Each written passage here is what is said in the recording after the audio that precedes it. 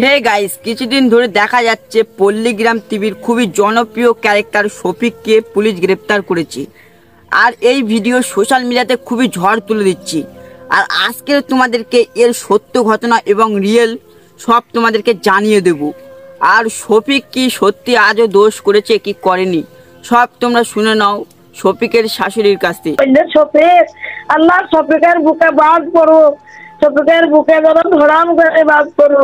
আমার কি সর্বনাশ করতে ছিল শফিক, শফিককে আমার জামাই বলতে ঘৃণা লাগছে। আসলেই কি ওই মেয়েটাকে শফিক ধর্ষণ করেছে? সত্যটা আজকের ভিডিওটাই তোমরা জানতে পারবে। এই মেয়েটার মার কাছে ফোন করে তোমাদেরকে সত্যটা জানাবো।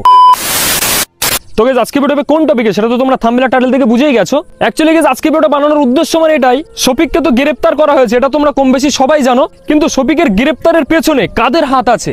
শফিককে কি আসলে ফাঁসানো হয়েছে? শফিকের কতটা দোষ? শফিকের সঙ্গে যে মেয়েটার সম্পর্ক, মানে শফিকের বিরুদ্ধে যে মেয়েটা কথা বলছে, এই মেয়েটার সঙ্গে শফিকের আসল সম্পর্কটা কি? আর ওই মেয়েটা আসলেই কি শফিকের নামে মিথ্যাচার করেছে? মিথ্যা বদনাম দিয়ে কি ওকে অ্যারেস্ট করিয়েছে? শফিককে ফাঁসানো হয়েছে এটা কেন আমি বলছি?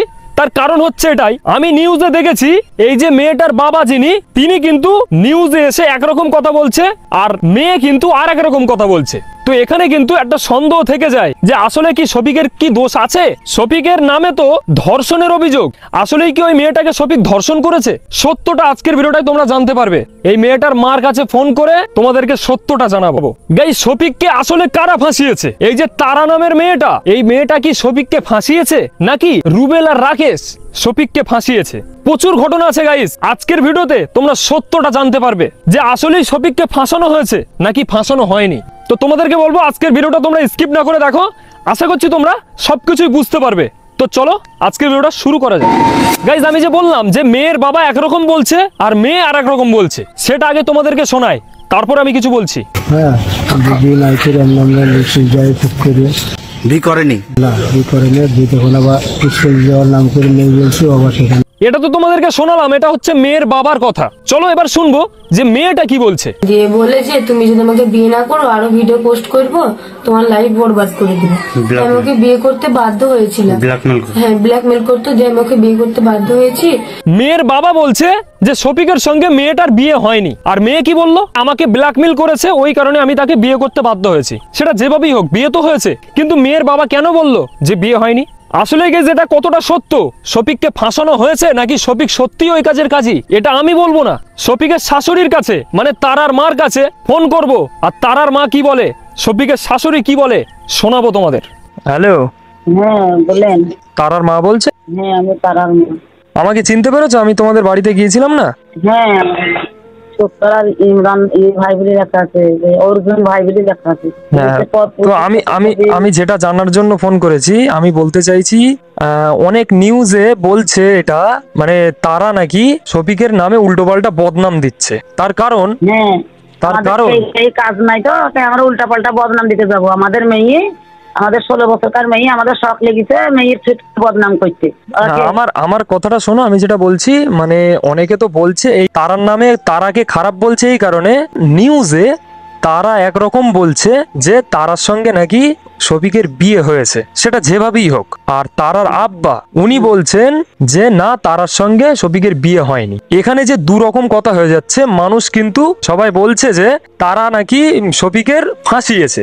আমি সত্যটা জানতে চাইছি যে আসলেই কি শফিকের সঙ্গে তারার বিয়ে হয়েছে নাকি হয়নি, কোনটা সত্য কোনটা? না, বিয়েটা হয়েছে সত্য, মানে ও ব্ল্যাকমেলের বিয়েটা করেছে। গাইস, এতক্ষণে তারার মার কথা শুনে এটাই বুঝলাম যে তারার সঙ্গে শফিকের বিয়ে হয়ে গেছে। সেটা যেভাবেই হোক, তোমরা নিউজের মাধ্যমে এটাও কিন্তু শুনেছি যে রাকেশ নামে যে ছেলেটা আছে, এই ছেলেটার সঙ্গে নাকি আগে তারার সঙ্গে সম্পর্ক ছিল প্রেমের। এটা কি সত্য?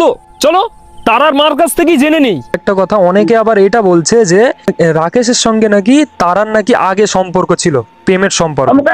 অমুকে ঝাঁটামার অমুকে ঝাঁটামার, ওর মায়ের যাতে ছেলে আছে, একটা বিটি আছে, আর ওকে নাকি তাই সম্পর্ক করতে যাবে। ওই বলেছিল যে তোকে আমি বিয়ে করবো, যদি আমাকে বিয়ে না করি তো তোর ক্যাসেট দিয়ে দেবো। তার জন্য আমি আর তারার আব্বা যেই ওর বড় বাপকে বলেছিলাম যে এইভাবে তোমাদের ছেলে এই কথা বলে সাবধান করে দেবা, না হলে তোমার ছেলেকে জবাই করে দেবো। তখন ওর কাকা বলেছিল আর আমাদের ছেলে তোমার মেয়ে কম তাকাবে না। গাইজ, আমরা তো এটাও বুঝতে পারলাম যে রাকেশের সঙ্গে তারার কোনো সম্পর্ক ছিল না, বরঞ্চ রাকেশ তারাকে প্রপোজ করেছিল, তারাকে বিয়ের প্রস্তাব দিয়েছিল, অথচ রাকেশের কিন্তু বিয়ে হয়ে গেছে এবং ছেলে মেয়েও আছে। তারপরেও তারাকে ও বিয়ের প্রস্তাব দিয়েছিল, আর এটাও বলেছিল যে যদি তুমি আমাকে বিয়ে না করো তাহলে আমি তোমার মুখে অ্যাসিড দেবো। আচ্ছা, শফিককে আমরা ফাঁসি আমাদের লাভ কি? আমাদের কি লাভ? আমাদের মেয়েকে চাইবো যে আমার জামাইয়ের কাছে চিরকাল সুখী হয়ে থাকুক, হ্যাঁ, তাই অবশ্যই। চাইবো। তাইলে আমি তো আমার 5টা মেয়ে, একটা ছেলে, আমি 4টি মেয়ে তো বিয়ে দিতে, আমার 4টি তো জামাই আছে। সে জামাইরাকে আমি কেসে ঝুলাইলাম না, সে জামাইরাকে জেলে হইলাম না, আর আমি শফিককে জেলে হইতে গেলাম কেন? শফিক আমাদের কাছে বেঈমান করলো, শফিক আমাদের কাছে চিটিং করেছে। শফিক শুধু চিটিং করেনি, শফিক চোর। গাইজ, এতক্ষণ তারার মার কথা শুনে এটাই বুঝলাম আমি যে তারা যে সমস্ত কথাবার্তাগুলো বলেছে শফিকের নামে সেটা মিথ্যা নয়, সেটা সত্য। কিন্তু নিউজে যেটা বলেছে যে শফিক নাকি ধর্ষণ করেছে, এইটা সত্য নয়। শফিক ধর্ষণ করেনি। ঘটনা হচ্ছে এখানে এটা, শফিক তারার সঙ্গে বিয়ে করেছে, বিয়ে করে ওকে সময় দিত না, ওকে তুচ্ছতাচ্ছিল্য করতো, ওকে বিয়ে করে ডিভোর্স দেওয়ার কথা বলে। আর সেই কারণেই তারার বাড়ির লোক শফিকের নামে কেস করে। আর শফিকের সঙ্গে তারার সম্পর্কটা করিয়েছে রাকেশ, সেটা তারার মায়ের কথা শুনে বুঝলাম আমরা।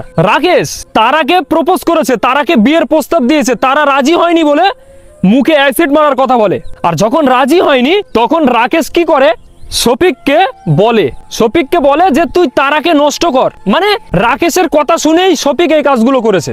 এখন দুজনাই ফেসেছে, যে চুরি করে সেও চোর, আর যে সাথ দেয় সেও কিন্তু চোর।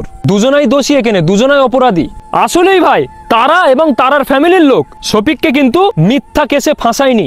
আসলে রাকেশ আর রুবেল এরা দুজনা শফিককে ফাঁসিয়েছে।